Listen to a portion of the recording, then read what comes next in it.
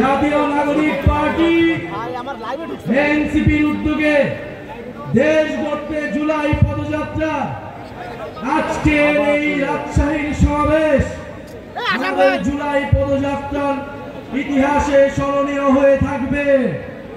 রাজশাহীর জনগণের অভূতপূর্ব সারা, রাজশাহীর এনসিপির নেতা কর্মীদের অক্লান্ত পরিশ্রম আজকের এই পদযাত্রাকে সফল করেছে।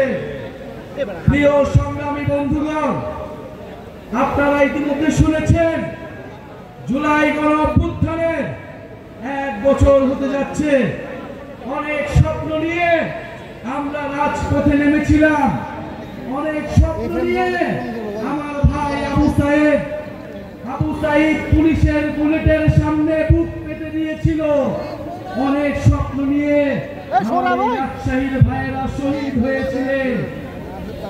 আমাদের স্বপ্ন ছিল না কেবল শেখ হাসিনার পতন, আমাদের স্বপ্ন ছিল একটি নতুন বাংলাদেশ, সংস্কারের মাধ্যমে বাংলাদেশের পুনর্গঠন। কিন্তু বন্ধুগণ, দুঃখের কথা, 5ই আগস্টের পরে নানান শক্তির ষড়যন্ত্রে সংস্কারের পথ রুদ্ধ হয়েছে।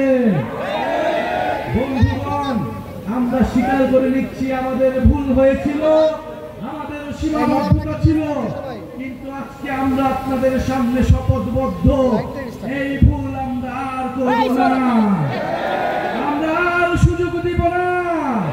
যারা এই গণ অভ্যুত্থানকে, যারা এই সংস্কারের যাত্রাকে ব্যাহত করার চেষ্টা করছে, বাংলাদেশের জনগণ তাদেরকে কোনোদিন ক্ষমা করবে না। 5ই আগস্ট 2024-এ আমাদের লক্ষ্য ছিল ফ্যাসিবাদের পতন, এবার আমাদের লক্ষ্য হচ্ছে বাংলাদেশের পুনর্গঠন। বন্ধুগণ, 5ই আগস্ট আমাদের লক্ষ্য ছিল গণভবন, এবার আমাদের লক্ষ্য হচ্ছে জাতীয় সংসদ ভবন। আমরা গণভবন জয় করেছি, এবার জাতীয় সংসদকে আমরা জয় করব। ইনশাআল্লাহ জাতীয় সংসদে তরুণদের অভূতপূর্ব বিজয় উদযাপিত হবে সামনের নির্বাচনে। কিন্তু তার আগে কথা আছে, নির্বাচনের আগে অবশ্যই সংস্কারের সুরাহা হতে হবে, বিচারের সুরাহা হতে হবে। গণহত্যাকারী খুনি হাসিনার বিচার আমরা দেখতে চাই, সংস্কার দেখতে চাই এবং নতুন সংবিধান দেখতে চাই। এই প্রজন্ম বাংলাদেশের জনগণের কাছে প্রতিশ্রুতি দিচ্ছে যে একটি নতুন গণতান্ত্রিক সংবিধান এই দেশের দিবে, যেই সংবিধান বাংলাদেশের মানুষের অধিকার নিশ্চিত করবে, যেই সংবিধান ইনসাফ নিশ্চিত করবে। প্রিয় বন্ধুগণ, স্বৈরতন্ত্র এবং পরিবারতন্ত্রের অবসান ঘটাতে হবে।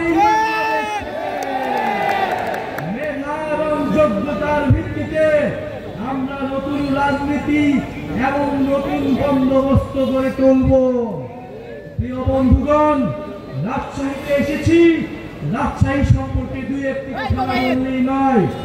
রাজশাহী ঐতিহ্যের নগরী, রাজশাহী জ্ঞান বিজ্ঞান ও সংস্কৃতির নগরী। এই পদ্মার পরে রাজশাহী যুগ যুগ ধরে টিকেছিল। আজকের এই দিনে আমরা স্মরণ করছি মজলুম জননেতা মাওলানা ভাসানীকে রাজশাহী শহর থেকে ফারাক্কা লং মার্চ শুরু করেছিল। আমরা ঘোষণা করছি, যদি আমাদের নদীর হিস্সা, আমাদের পানির হিস্সা আমাদের বুঝে নিতে হয়, আমাদের সীমান্তকে রক্ষা করতে হয়, তাহলে আমরা আবার করব এই রাজশাহী শহর থেকে। আপনারা প্রস্তুত হন, 3রা আগস্ট দেখা হবে। জুলাই ঘোষণাপত্র আদায় করে ছাড়বো ইনশাআল্লাহ।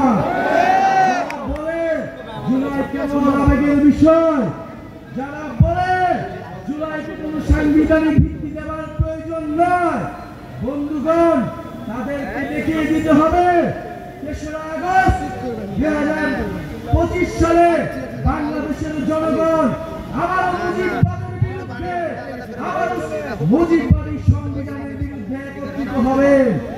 যারা জুলাইকে সংবিধানে জায়গা দিতে চায় না, যারা জুলাইকে কোন আইনি কাঠামোতে জায়গা দিতে চায় না, তারা মুজিববাদের রাস্তা তৈরি করতে চায়। মুজিববাদের নতুন পাহারাদার হিসেবে নিজেদের ঘোষণা করেছে।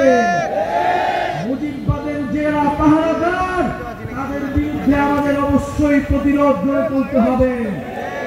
প্রিয় সংগ্রামী বন্ধুগণ, এই রাজশাহী নগরকে আমরা আবার পুনর্গঠন করতে চাই।